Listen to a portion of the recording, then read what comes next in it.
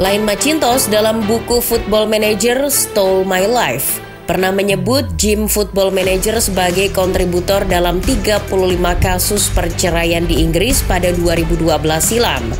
Tentu, yang dimaksud lain adalah kecanduan Football Manager. Tak bisa dipungkiri kalau Jim bertema simulasi pelatih sepak bola ini memang membuat banyak penikmatnya tercandu-candu hingga lupa waktu. Salah satu yang kecanduan dengan Jim ini adalah William Steele. Meski dilarang oleh kedua orang tuanya, William dan kakaknya Edward menghabiskan berjam-jam masa remajanya memainkan Jim favorit mereka saat itu, FA Premier League Football Manager 2001. Fase terburuk datang ketika saya berusia sekitar 14 atau 15 tahun. Anda akan melihat jam dan waktu menunjukkan pukul 10 malam dan Anda akan berkata, "Oh, saya akan tidur tengah malam."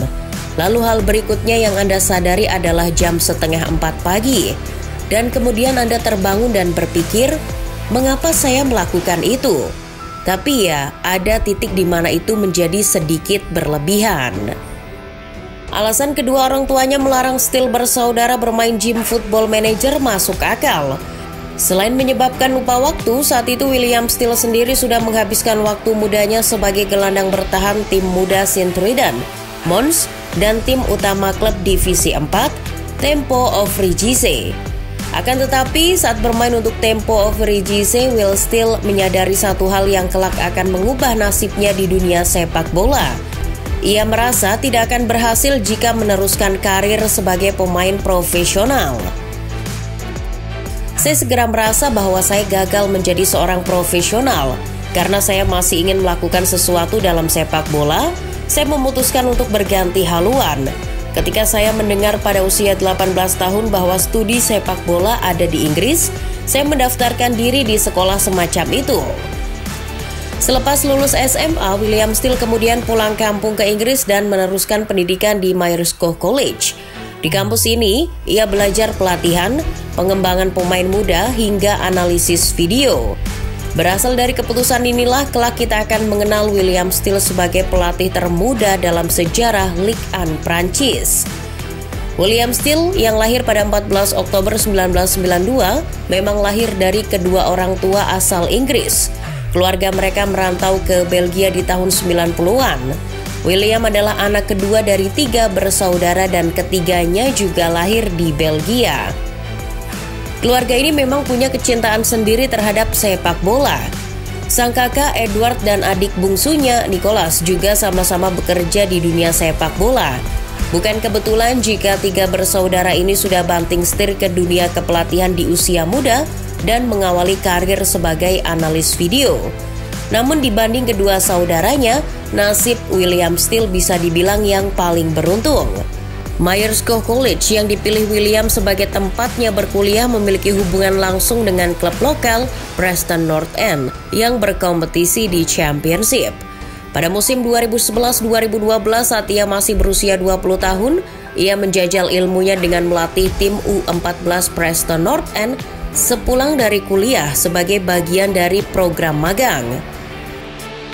Pengalaman melatih pertama saya adalah dengan Akademi Preston North End.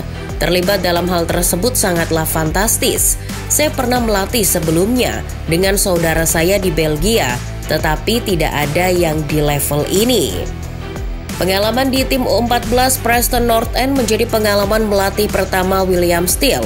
Pada tahun 2014, ia lulus menjadi sarjana dan memutuskan pulang kembali ke Belgia.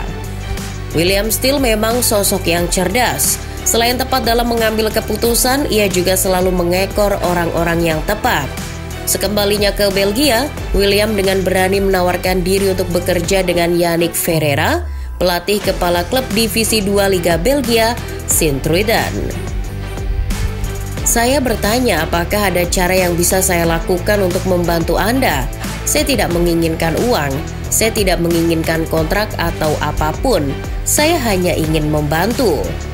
Dia menatap saya dan berkata, "Bisakah Anda merekam sebuah pertandingan?" Saya berkata, "Ya, saya bisa merekam pertandingan." "Dapatkah Anda memotong video?" Saya katakan, "Ya, saya bisa melakukannya." Momen itulah yang kemudian membuat William Still mendapat peran sebagai analis video bagi Yannick Ferreira.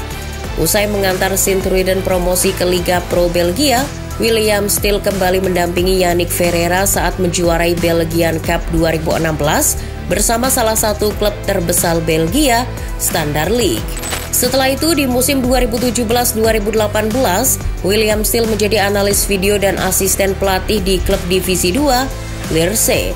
Di klub ini, William Still yang berusia 24 tahun juga sempat menjadi caretaker dalam beberapa pertandingan. Menyusul kebangkitan Lierse di akhir musim, William Still kemudian dikontrak klub Divisi 2 lainnya, Beerschot. Ia menjadi asisten pelatih Stijn Vreven. Ketika Vreven dipecat, ia tetap dipertahankan dan menjadi asisten pelatih bagi Hernan Losada yang sukses mengantar Beerschot promosi ke Liga Pro Belgia di akhir musim 2019-2020. Pada pertengahan Januari 2021, Hernan Losada mundur dan pergi ke MLS. Itu adalah momen besar bagi William Still, sebab ia ditawari Losada untuk kembali menjadi asistennya.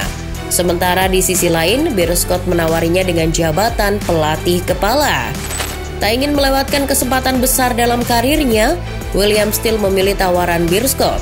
Pilihan itu pun membuatnya yang kala itu berusia 28 tahun menjadi pelatih termuda dalam sejarah Liga Pro Belgia. Meski mengamankan posisi 9 di akhir musim, Beerschot memutuskan berganti pelatih. Beerschot tetap ingin mempertahankan William Still sebagai asisten pelatih.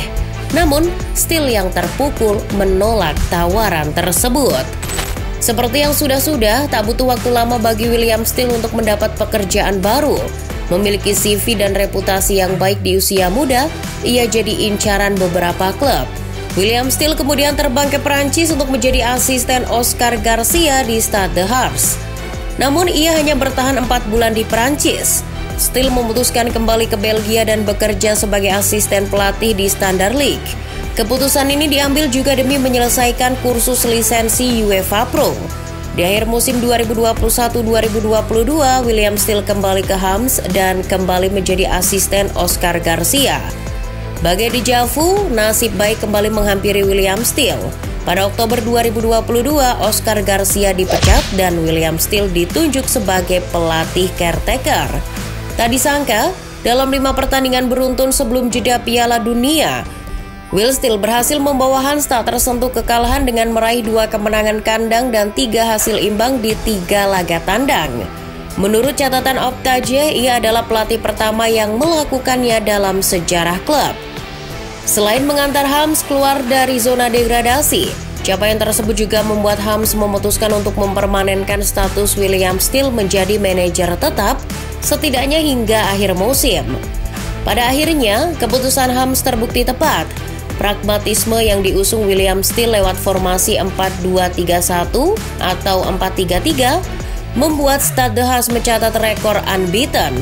Selepas jeda Piala Dunia, William Still membawa Reims meraih kemenangan atas Rennes, menahan imbang Lille, menang tipis atas Ajaccio, dan menahan imbang Nice.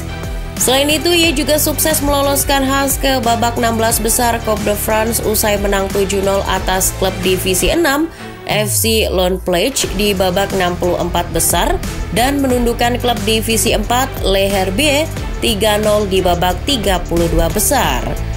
Serangkaian hasil itu membuat pelatih termuda dalam sejarah Ligue 1 tersebut tercatat belum tersentuh kekalahan dalam 11 pertandingan beruntun. Hasil itu juga semakin membuat Reims mantap di papan tengah klasemen Ligue 1. Rekor mengejutkan yang dicapai William Still di Liga Prancis tersebut tentu mengundang decak kagum. Memang masih perlu waktu untuk membuktikan segalanya. Namun perjalanan William Still untuk menjadi pelatih di klub papan atas di usianya yang baru 30 tahun sungguhlah inspiratif. Dan kisah luar biasa ini melibatkan Jim Football Manager sebagai inspirasinya. Football Manager memberi saya dorongan untuk ingin membentuk sebuah tim. Saya ingin bisa berbicara dengan para pemain. Saya ingin memiliki hubungan itu. FM memungkinkan saya untuk melihat sekilas bagaimana rasanya mengelola sebuah tim. Saya pikir Football Manager telah membantu saya menjadi pelatih yang lebih baik.